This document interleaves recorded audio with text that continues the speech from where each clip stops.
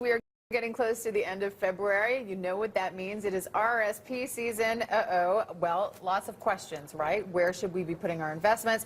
How much should we be putting in? What are my options? It's a very stressful time. Here with the answers, right? All of the answers. Yeah, okay, let's first of all... Financial advisor Kevin Cork of the Absolute Group. Let's take a totally different approach to it. It's not stressful. It's a time of joy. It's a time of giving. And really, you're giving to yourself, so you can be selfish and you can still feel that joy. Okay, we'll flip it around. It's a time of joy and giving Excellent. to yourself.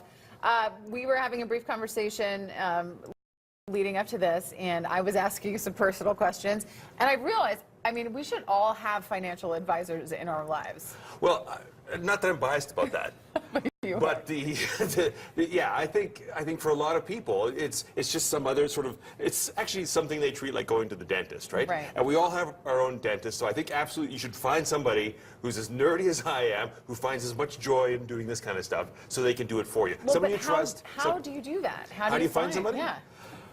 Probably the easiest, simplest way is get a referral from somebody you like, somebody Right. you trust, somebody you see as being, wise with their money, and find out who they use or find out the strategies they use and just copy them. Okay, well, we're going to find rich people and do what they do.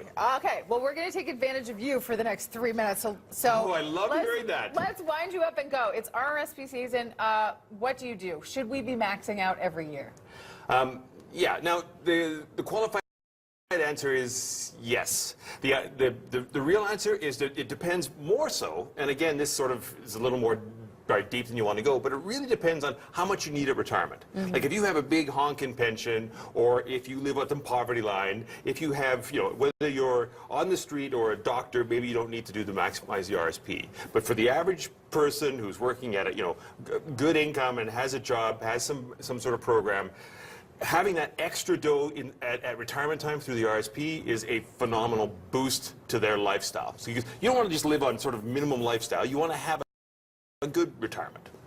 Okay, so it seems, though, at this time of year, you have all these different options. Right. Right? So there are RESPs. You want to put money away for your kids' education. There are TFSAs. I mean, are RRSPs really where we should be putting the bulk?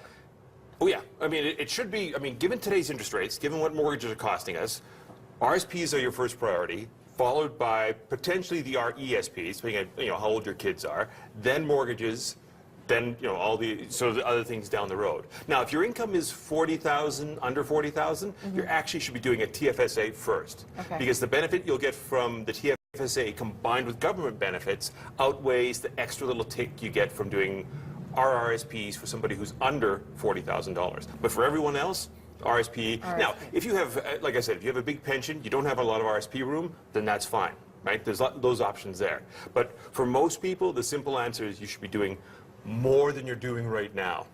Okay. Everybody wants the magic number. Oh, here's the magic number: 20% of your income. So whether that's your pension, that's any kind of share purchase program, there's anything else, those things set aside should be roughly 20% of your income before taxes. Right.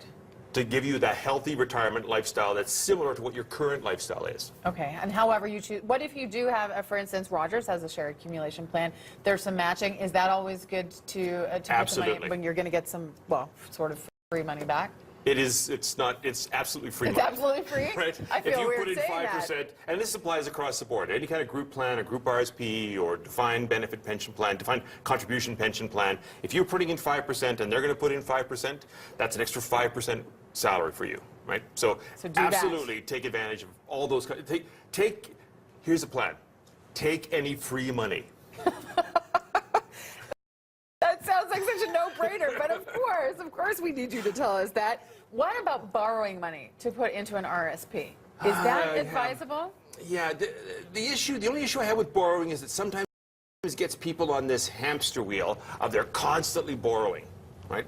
However, if you can't do an RSP any other way, or if you're going to basically pay it off in the first couple of months, or you're going to use the refund you get from the taxes to then pay down the borrowing for the RSP, again, interest rates are so low that it's practically free money. So it definitely makes sense to try and max out the RSP as long as you're paying that sucker down right away, because you don't want to all of a sudden get patty stacked where you have a bunch of RSP loans from previous years as you're trying to create this thing. How do people find you? Can you please write your name and your phone number on? How do people find you? All right, well, the easiest way for them to find me is theabsolutegroup.com. Theabsolutegroup.com.